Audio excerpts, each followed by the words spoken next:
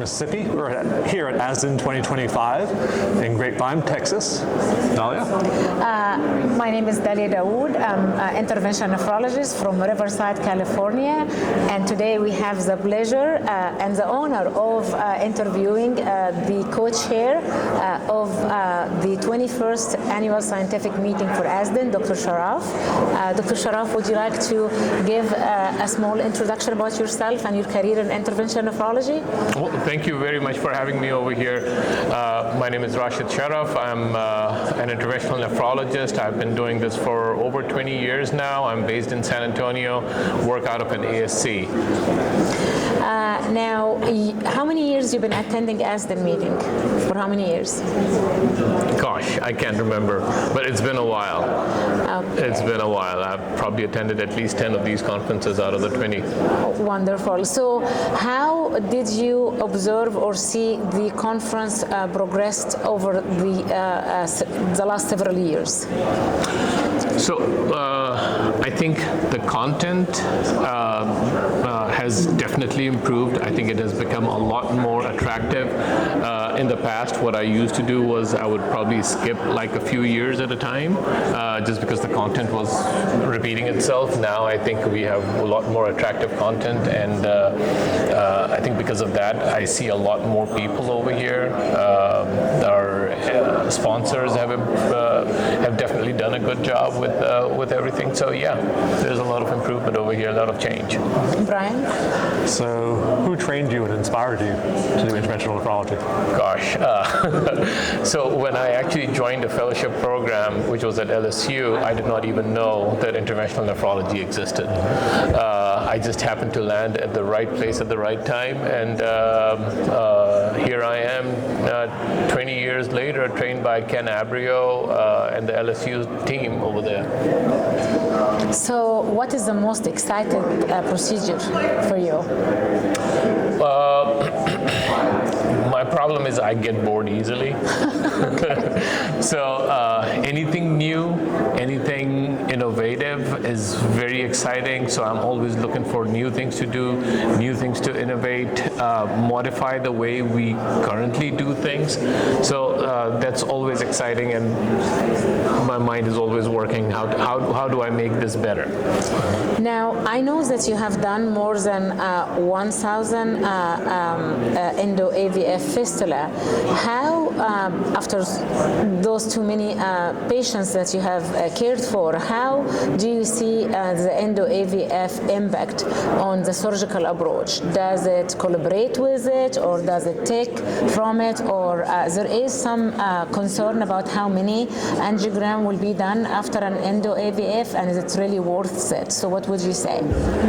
So I don't think it takes anything away from the surgeon. There are patients who will never be endo-AVF candidates where we are going to need our surgeons. There are patients who, for whatever reason, will not be able to get an endo-AVF. But for those patients who do get endo-AVF, and if you select the patients and if you do your things right, and we actually had a poster about that most of our follow-ups or most of our patients matured without any additional procedures in the last 50 cases that we described. So we compared the first 50 that we did compared to the last 50 that we did, and our average re-intervention rate went from almost 3 point something to 0 point something per patient to get the patient to clinically mature status. So the key factor is selection.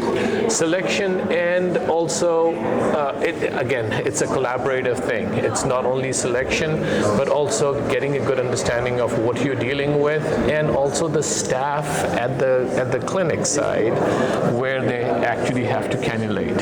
So I can say this, that because we have done so many, our staff in San Antonio are well versed. They know how to take care of endo-AVF fistulas, which are lower flows. So they are able to cannulate, and it's probably because of them that we are doing a better job.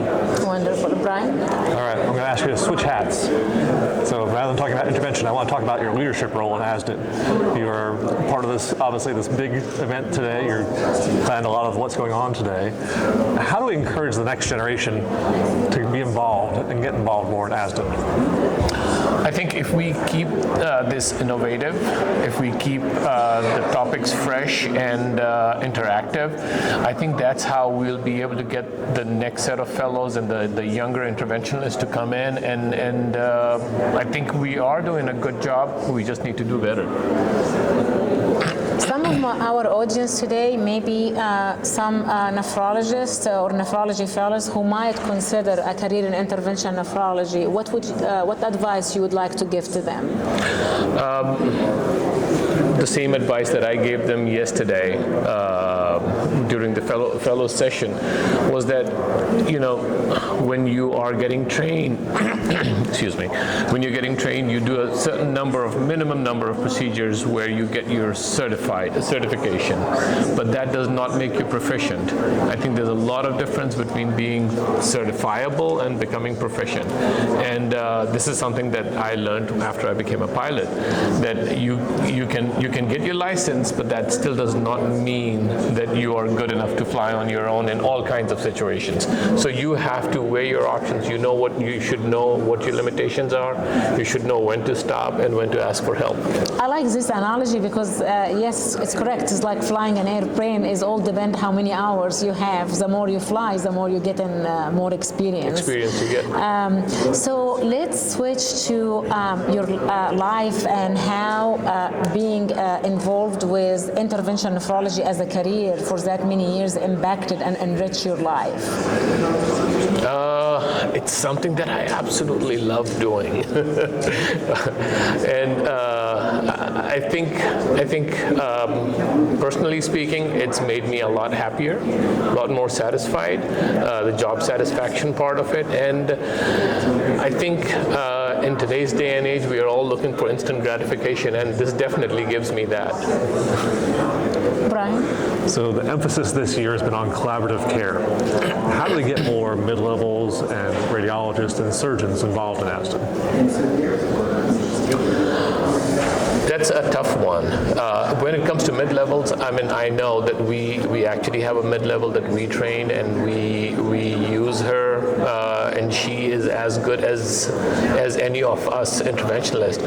But getting the surgeons and getting the interventional radiologists requires to team up, because we all feel like it's a turf battle and it's one pie, but I think it's something that that we all need to sit at the same table and make sure that we take care of the patient. At the end of the day, it's the patient that we are looking to treat, and we somehow have to change that mindset.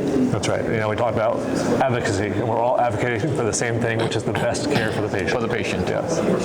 Now, if we would like you to give a statement about ASDIN to our audience from members of ASDIN, what would you like to say? Well, ASDIN is the society that not only, and because this year we are talking about collaborative care, but this is something that I've always said, that ASDIN is not only for nephrologists, it's for all specialties, whether vascular surgeons or interventional radiologists. If you are taking care of end-stage renal disease patients, if you are taking care of their vascular access, this is the organization for you. This is where you will find the latest stuff that's going on. This is where you will be able to learn new techniques and bounce things off of other experts.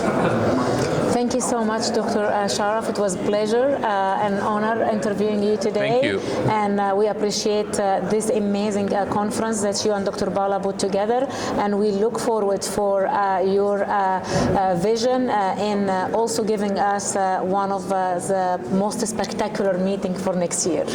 Thank you so much. Thank you for this opportunity. Thank you. Thank you. Thank you.